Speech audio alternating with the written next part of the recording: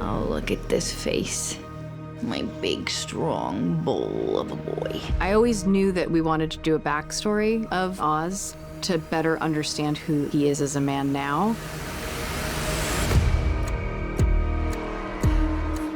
I thought Oz should have two brothers who passed away, and that all of the love that his mother Francis had for all three then went into one child. Part of this drive for who he is stems to a trauma that he's always explained came from the loss of his brothers.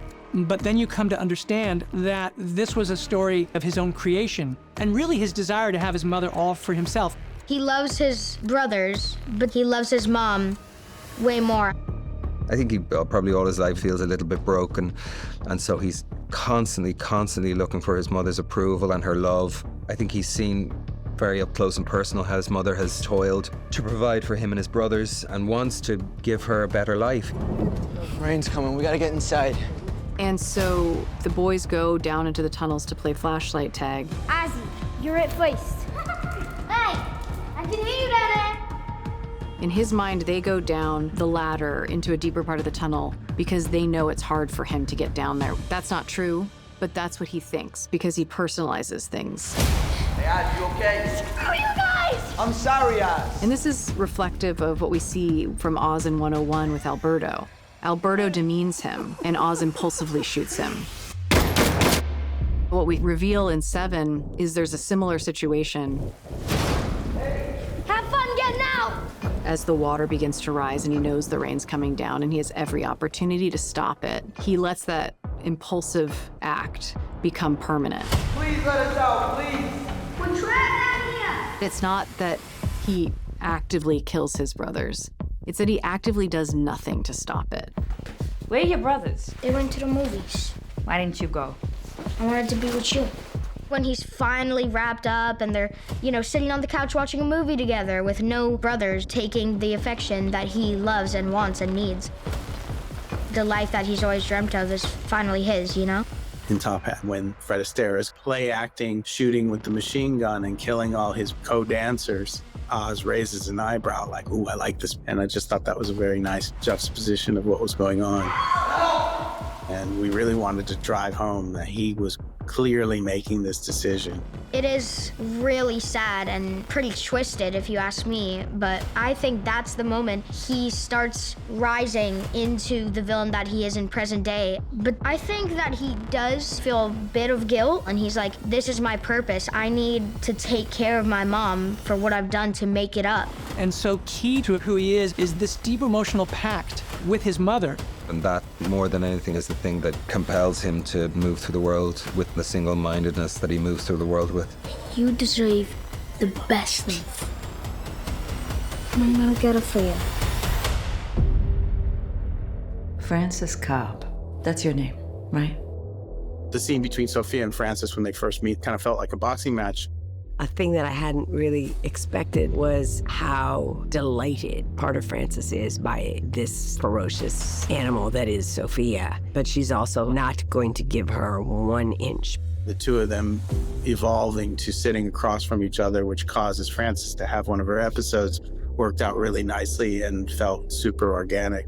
I wanted to do something different with Francis, so I started to think about dementia in general, or Alzheimer's. And then I did more research and learned about Lewy body dementia, which is a very particular kind. It is misdiagnosed as Parkinson's often because people have tremors. It's a strange disease because you can be totally with it 1 minute and then the next, just forgetful, and you also have hallucinations. You should be scouring the streets, for Christ's sake. That's your job, ain't it? I think Sofia's really interesting in that she toggles between sympathy, curiosity, sadism. You kind of on your heels with like, what is she up to? Yeah, you get the fuck away from me. When she goes in to talk to Gia, one of the interesting things is that as a set, we rebuilt Arkham to be that space. So subconsciously, you might have felt like you were in the same space, and it was definitely supposed to mimic Arkham. There's a lot that this show explores with like family cycles. Sofia turns Gia into Sofia. Did you kill them? My mom and my dad? She's lying to Gia. And then there's the moment where she realizes Gia has been cutting herself and that everything that she's doing, she was done to as well. And that she has to give Gia the truth. Everyone in my family deserved it. In Sofia's mind and heart, she's doing the right thing. She really believes, I'm giving you a better life than this family ever could have, and you can start fresh. From her conversations with Gia and her conversations with Francis, she starts to realize that she has been playing the same game her father has wanted from her. He put me in an institution, and the second I got out, I walked right into another one. Getting rid of this and shedding her skin of all of these people and all of this trauma is actually the healthier thing for her. I want to be free. I want us to feel pain, real pain. The rug gets pulled out from under him. Filthy piece of shit! We wanted it to feel real rough, super violent. And Sal is backlit and just looks so fucking vicious with that light coming through his blonde hair. Listen up, everybody. Oswald Cobb is no longer in charge. The tunnels, it's his past and his present coming together. This is the place where his brothers died. And yet he has no problem setting up shop there. It's somehow the safety of that past and everything he's experienced is where he chooses his hideout to be. This place is filthy. It's Oz's turf. He knows he can survive, and he knows he can resist. So he's nodding to the various of his people. The violence is quick and decisive. All he wants is Oz head on a plate. No. The fuck? Sal's death was very unexpected, and Oz's reaction was unexpected. You're supposed to destroy me, Sal. You know, show me what a big man you are, what a fucking big man you are. You know, it's like young Oz, that same energy. Then he gets so upset that he shoots the dead body. He definitely was truly disappointed that he wasn't making him take his last breath. It's kind of the perfect end, I have to say.